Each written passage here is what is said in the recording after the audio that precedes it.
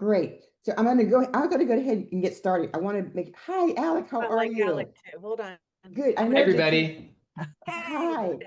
So, Catherine, I know you've talked about him a couple of times, but I'm just going to just quickly say that he's the founder and executive director of Civil Rights Corps, a nonprofit dedicated to fighting systematic injustice in American law.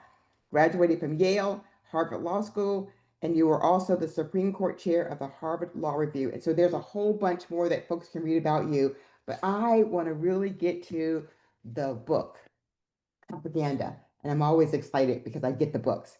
So, Alec, what we'll do first to get started is, can you just tell people what propaganda is? Yeah, absolutely. And first of all, thank you guys for having me. I'm really excited to be here, and I want to make sure this is as useful to you as possible. So I'm also interested in your questions, and I see there's already two questions. So that's really exciting. So let me just first say that I started my career as a public defender, first in Alabama and then in Washington, D.C.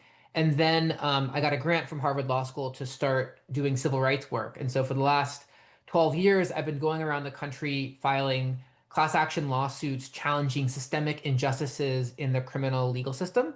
So our work is probably most known for um, challenging modern debtors' prisons, where hundreds of thousands of people were confined in jail cells across the United States just because they owed debt. And our cases have helped eliminate those practices. We also have challenged the cash bail system around the country, where people are jailed and separated from their families before trial just because they can't make a monetary payment. And so the book that I wrote, Copaganda, really comes out of that work. It's an attempt to understand what are the processes by which so many people, so many well-meaning people in our society, have either no awareness of what's going on in our jails and prisons and courtrooms, or have come to support or justify what's happening.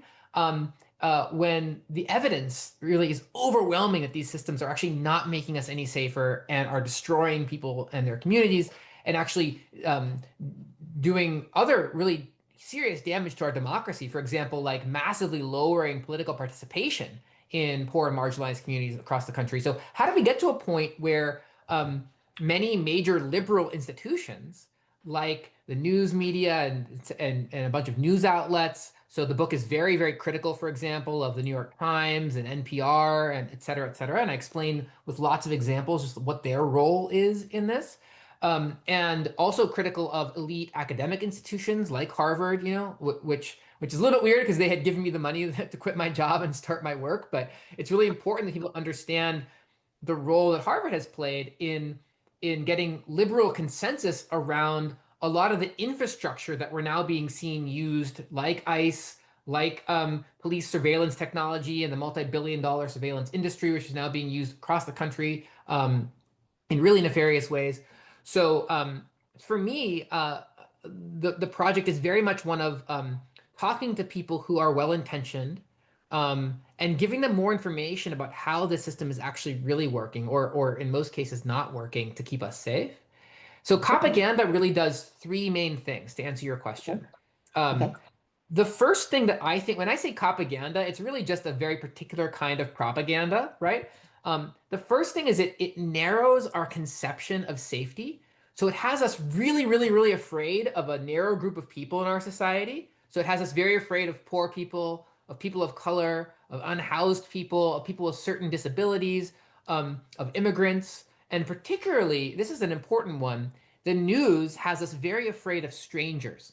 Okay? So one of the most common themes in the news are news stories about crimes by strangers. But if you look at the evidence from police reports and jails and courts across the country, the vast majority of violent and sexual crime in our society is actually not perpetrated by strangers. It's perpetrated by people who know each other. So the news is already distorting our conception of where the threats are likely to come from in our society. It's also ignoring a lot of the crimes that are committed by the most powerful institutions in our society. So, for example, there might be hundreds of news stories about shoplifting in any given month in your local area, right? But almost no stories about wage theft. Wage theft is about $50 billion a year. It's when companies steal the wages of their workers. the amount of wage theft that's tracked around the country is about 5 times all of the property crime that police count combined. Every police officer in the country, every federal agent, if you multiply all that property crime by 5, you get to the amount of wage theft there are. It's a huge problem. Tax evasion is about $1 trillion a year. So that's like 60 times all the property crime that the FBI tracks combined. And yet you don't see nightly news stories every single night about wage theft or tax evasion. It's because of who's committing those crimes and who's benefiting from them, right? So also I could go on and on, but I'll give two other examples, water pollution and air pollution. So there are literally millions of water and air pollution crimes every year, intentional crimes, like intentional acts of spewing stuff into the groundwater, into the waterways, into the air. Air pollution alone kills 100,000 people a year. So it kills 5 times the number of homicides combined.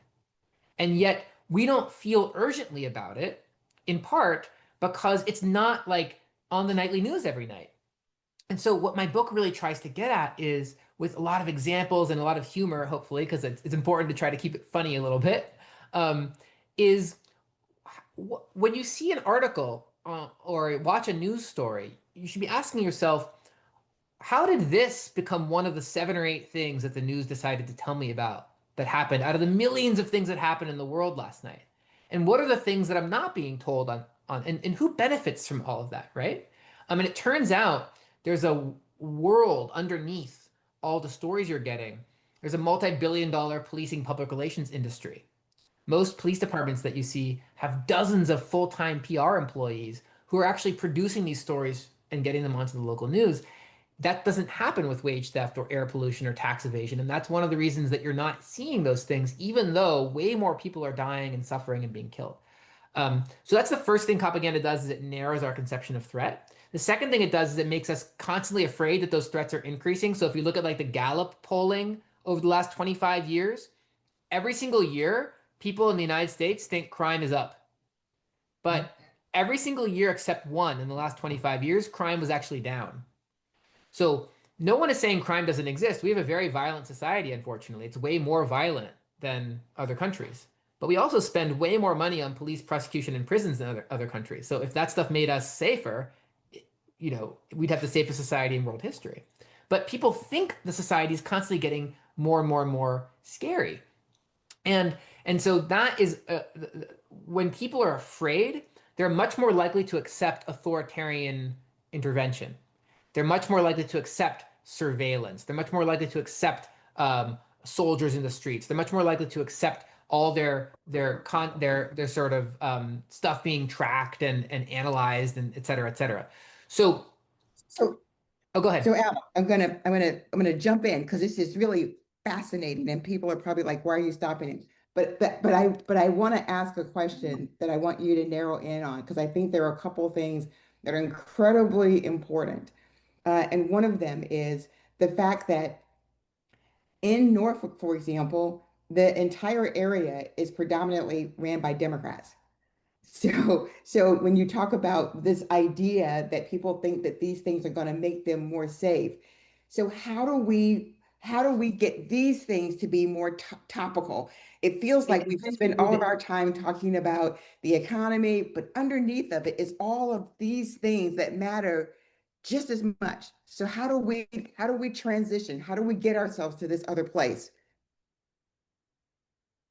Sorry, I had someone come into my house for a second there as you were talking. Um, this is the pleasures of doing a Zoom at home. Um, so I here's the thing.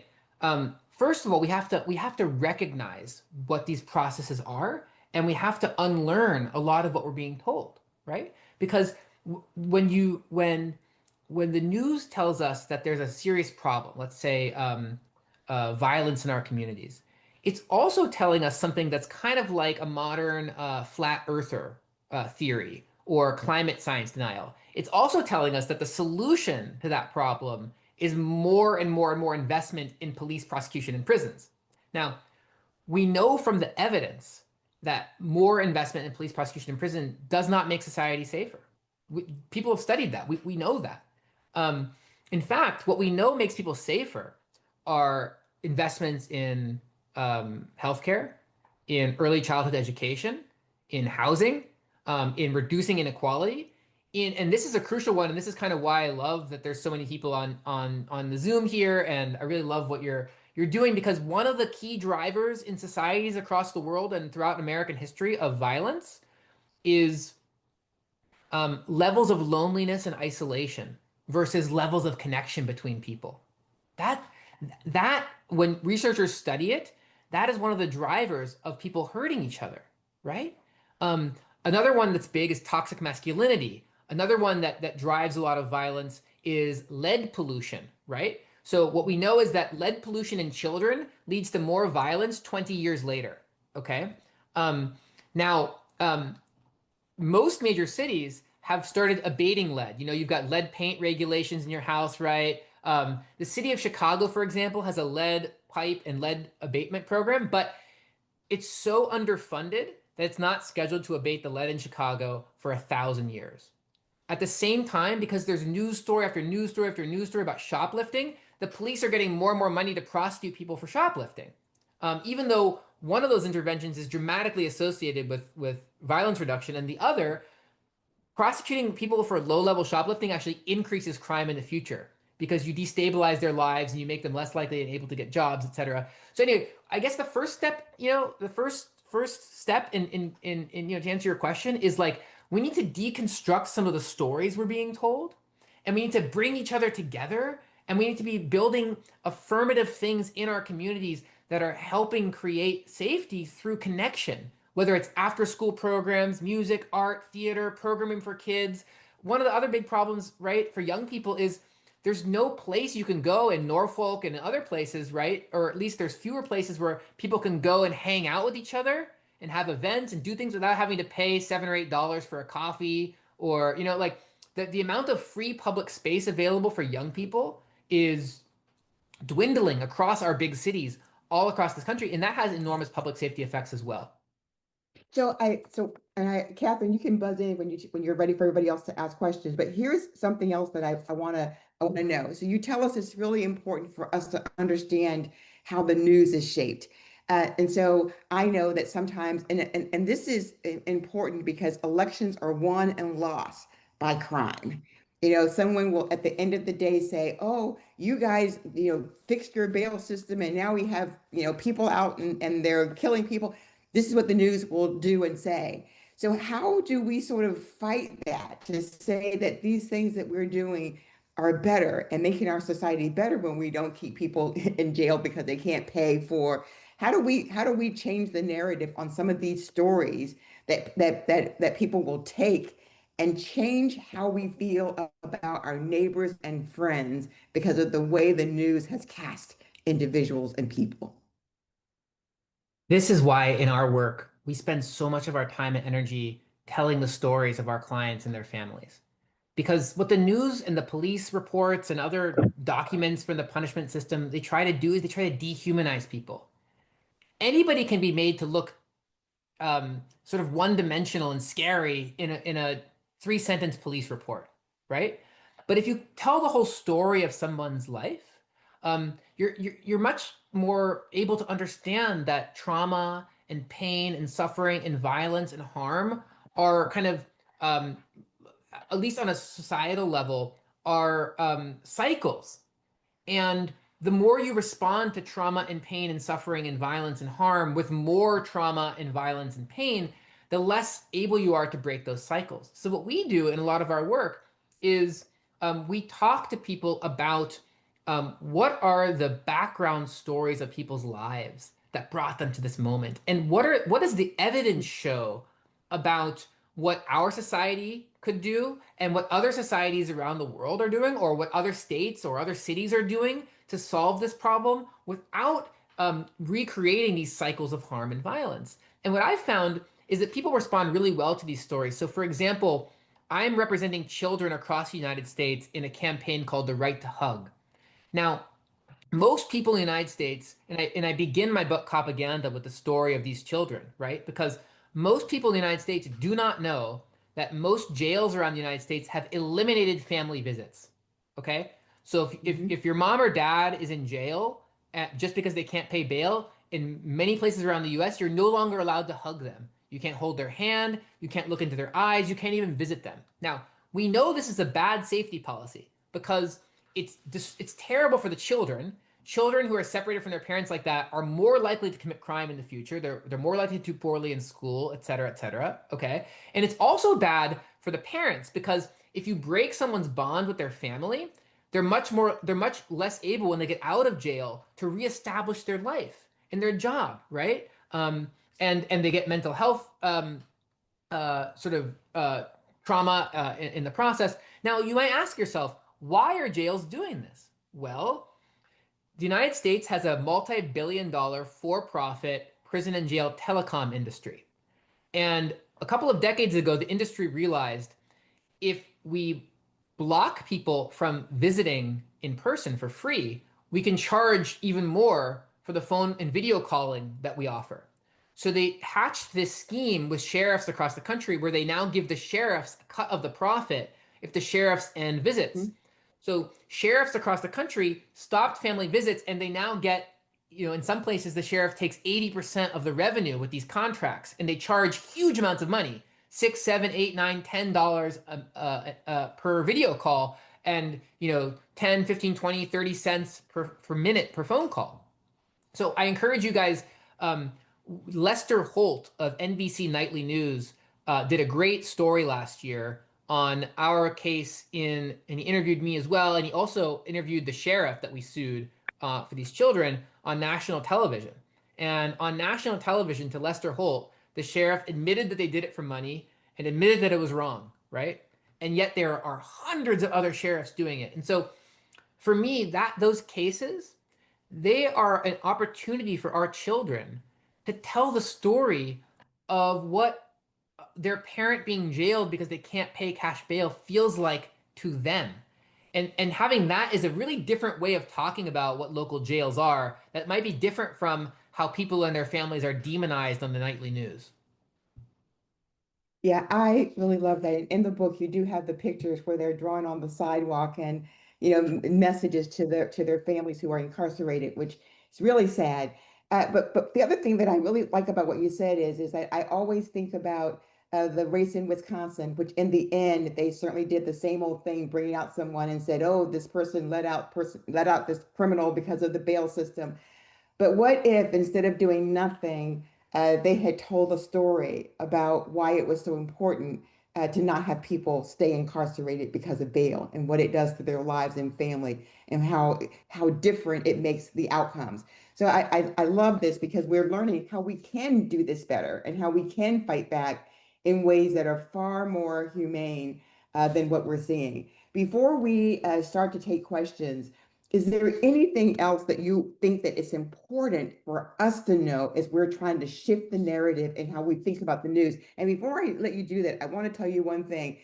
On my phone, I constantly get these news feeds telling me these horrible stories about crime, and they just seem to come. I don't ask for them, they just come. They're in there. And I think that's part of the media, which is feeding these stories to people which are causing you, whether you do it consciously or subconsciously, where you start to fear other people who don't look like you, who don't think like you, who are different. So I just wanted to add that. But tell us really what we need to know, what we can be doing so that we can be better prepared and understand what the harm is happening that we may not see. Yeah, I mean, I think there's no one size fits all answer to this question. There's different things that all of us can do in different capacities. And the Mhm. last chapter in the book is called Resisting Copaganda. And it's sort of a guide for all people to get involved in their own community. And there's different things that we all can do. So, for example, my mother, when she retired, joined the local court watching program. And so she now watches court on Zoom and documents what happens and then she basically acts like a citizen journalist, and or a Mhm. community journalist. And she and her other people she does it with, they write reports of what the police were doing and the judges were doing and the prosecutors are saying. And those reports have led to civil rights lawsuits. They've led to news articles and it's just a way for her to stay engaged in the community after she retired. Um, but that's like, she has a lot of time on her hands. There's other people that are artists or teachers or coders or like whatever your set of skills, there's a way for you to get involved in disrupting these narratives. I've been talking to a lot of teachers, for example, about curricula they can develop in their classrooms, or museums about exhibits they can host, or people who have local book clubs. Even just getting a book club and a reading group together and reading stuff that can educate people is a great first step. So libraries are really important, right? And making sure that we invest in our local libraries and that we use those spaces to bring people together to learn together. These are all some of the things I talk about. I have a lot more suggestions in the end of the book. You, Sorry, you I'm just trying do. to be really.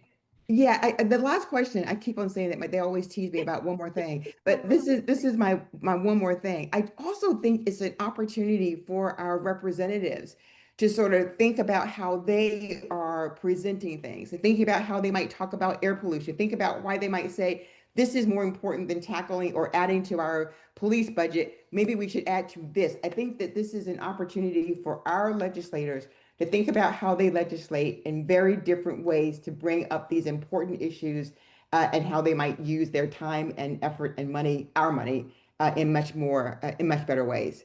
Catherine, Alec, thank you so much for the conversation with me. Yeah, no, I think we're going to continue. Like I said, I see a lot of hands up and we'll start to take questions. But I'm looking on the high level, like our whole show was based on this from kings to authoritarianism and what a king would do with master surveillance. And today we talked about the license plate readers as this first place where you see this technology and AI that could really be corrupted. We see the Trump administration using so many ways to break down our rights when you see people being rounded up and how this technology can be used and weaponized against us. So I'm like looking at this high level thing on just really looking at where we're at right now, how important it is to really have this conversation because, like, for instance, this lawsuit will be going down to the General Assembly talking about the license plate readers. What is the conversation we're going to hear? How it keeps us safe, right? How it's better for us. And I think that what happens in the political world, the discussion starts at, like you said, liberals or Democrats will start to go to this, oh, we got to be tough on crime. Let's lock more Mhm. people up. Let's make sure that we look like the tough guys. But right now, what we're seeing is a real super danger to that narrative really come into a space where none of us are safe. Any of us could be incarcerated. And this, how important this is in this time, your book, and what people how we really need to lean into this now with the AI coming at us, the technology.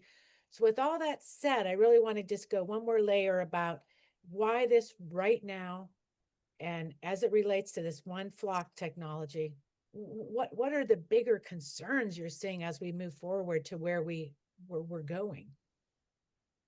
I'm really glad you asked that question. I don't want to sound too alarmist, but I do want to be open with you all that I've worked in this system for 20 years. And I've studied the history of what I call the punishment bureaucracy, which is not just police, but it's the Yes. entire ecosystem of the police, prosecution, courts, prisons, and then the multi-billion dollar industries that are at every stage Yes. of the way.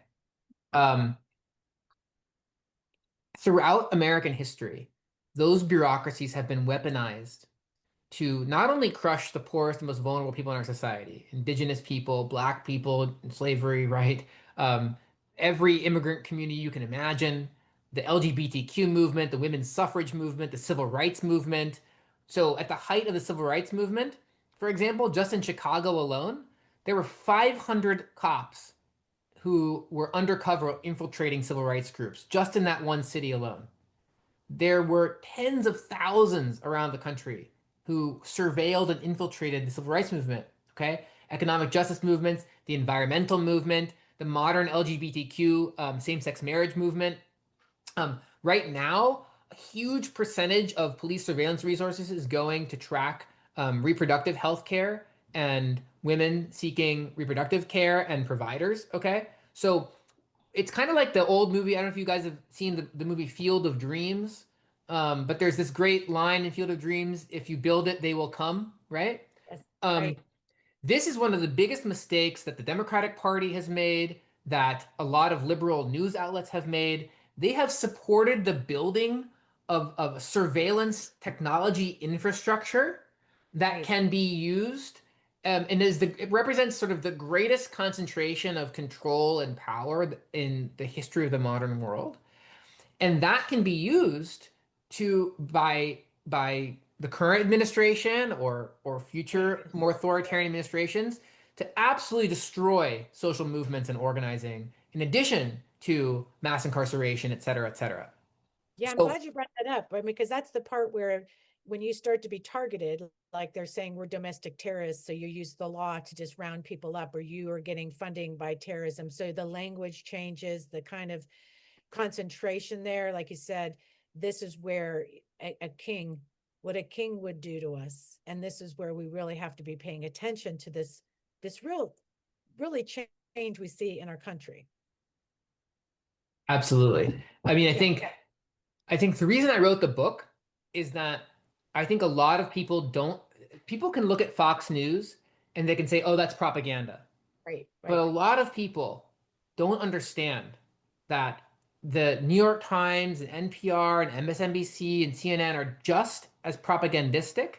Yes, And they're actually pointing people toward many of the exact same things with respect to surveillance and punishment, etc. But they're using different language because the best propaganda is targeted at its audience. So right. a lot of the same policies are being pushed, but with different people saying them, with different words, with different framings. And so, what my book is actually focused on the liberal media and liberal institutions, and it's directed at liberal people. It's directed at people like my mom and my family, and the lawyers and judges that I work with, et cetera, et cetera. Yeah, well, I think that's so important because when I was listening to you on the Majority Report being interviewed, that really woke my brain up to what you're saying. I think it's really important because it gives us a way we should be looking at this whole big industry, I would say, that has been cropping up. And when we look at the billions of dollars being funded in it, the danger of this military police coming, and then our complicity that we like when they really showed the immigrant trying to show these saying immigrants for evil, criminalizing them constantly, like you said, always in the news, picking up these words and these images. And now they're just taking people out of cars. And people are like, oh, these are criminals. I think we can see what's happening and that this is really not the direction we need to really make sure that we stop that. Now we in Virginia, we had a big election. Let's hope we can do that. I want to open the floor to some questions. Yeah, Yeah, before let's you do. open it up, Uh-oh. because you were talking about Yeah, the high level, and I think what I'm trying to get at is that when I think about this in my head, yeah, I know that it's too big. Uh, it's too big because people are thinking about the economics of groceries and healthcare and all of these other things that they are not thinking about this thing, which I find as dangerous. It is as dangerous. So how do yeah. we figure out how to, and I think you said through storytelling, but I want us to also walk away with there's the high level story that Catherine is talking about, which is big and important because we have to be able to know this. But how do we get it into the audience of everyday people who are just doing their regular things? That this is as big as being able to get my health care, as being able to get food on my table, to send my kids to school. That's what I struggle with how to do. Now some questions from the audience. There's so many levels to this question because at the deepest level, the policing and punishment bureaucracy is very connected to the military. A Mm. lot of the technology and tactics that are adopted in the military sphere then end up becoming part of American policing. So, for example, a lot of what you see now as US policing strategies were actually developed by the French, British, and American militaries for use in their colonies. And then they were practices that this is in terms of crowd control and protest management, surveillance, and what they call counterinsurgency. So I don't know if you've heard the term community policing. Yes, of Um, course. this is a very popular term among Democrats. Community policing is just military counterinsurgency. It was developed by the French military in Algeria and the U.S. military and French militaries in Vietnam and the British when they were in control of India. Um, and then iterated on by the American military in Iraq and Afghanistan. But they realized that they couldn't use that military terminology in the US, so they called it community policing and tried to sell it to liberal people. But really, the strategy behind community policing is you try to get the policed community. So in the context of like the French in Algeria, for example, it was the native colonial population, um, or the British in Kenya or wherever, right? What you try to do is you co-opt certain leaders within that community to get them to say the things instead of the French or British, and then they get more buy-in in the community if there are native people saying those things. And you also try to give the community things, um, little giveaways here and there, right, to distract people from the sort of general occupation, right? So um, I'm being really overly simplistic because I don't have much time here today, but the basic principle was then applied in the United States in Black communities, in uh, other communities of color, immigrant communities, etc. And so the idea was you sort of get elites from that community to serve as the face of the policy that people would otherwise reject if it looked like it was coming from like the mainstream, right? So police surveillance. That's why you see police officers all over the United States doing things like free basketball tournaments or turkey Thanksgiving giveaways and things like that. This is all planned. There's like manuals on how to do this, right? Right. And so I think at that really deep level, a lot of so you've seen probably something called tear gas, right? So tear gas is actually a banned chemical weapon. It's banned for use in war. But tear gas is developed by the military for crowd control purposes during war, right? And so that technology then gets licensed to and produced by U.S. manufacturers and sold to U.S. police departments. The same is true of military assault rifles, SWAT team gear, tanks, right? So the U.S. military decommissions a lot of its To the police. exactly. Or there's a thing called a Stingray, which was developed by the military and intelligence industrial complex, which mimics a cell phone tower. And so you put it somewhere, and then people's cell phones think they're connecting to a cell phone tower, but they're actually going to this device. And so it scoops up all your data from your phone. So it can tell who is where and who knows who and who's texting who. And so the police put those in the backs of vans and they bring them to protests and they trick people's phones into. So all the technology that's developed for use in the military is then brought into the U.S. police. So Let me just say, Alec, I know we have some questions, so I think that's another question for the audience. How do we make progress in the General Assembly this year? Yeah, so there was a sort of guardrails bill passed in 2025 in Virginia, one of the first laws around the country to attempt to regulate ALPRs. I think what Michael's work and his presentation showed is that you can't keep the federal government away from this technology. Once local police collect it, it's awfully difficult. And particularly with this federal government, they're going to find ways to access the data. We have cases, I think Michael mentioned one in the chat, of officers sharing their passwords with federal agents. So it looks like a local law enforcement agent is accessing the system when in reality it's a DEA or an ATF or a DHS agent. There's just so many backdoors to get the data. And once they have it, they don't have to give it back. The feds have it and they can do with it what they will. They're not bound by our little state law that tries to keep them from getting access. That's the problem. Go ahead. Thank you. We'll be in contact. bye, guys. Okay. Thank you, Alec. Good luck with your book.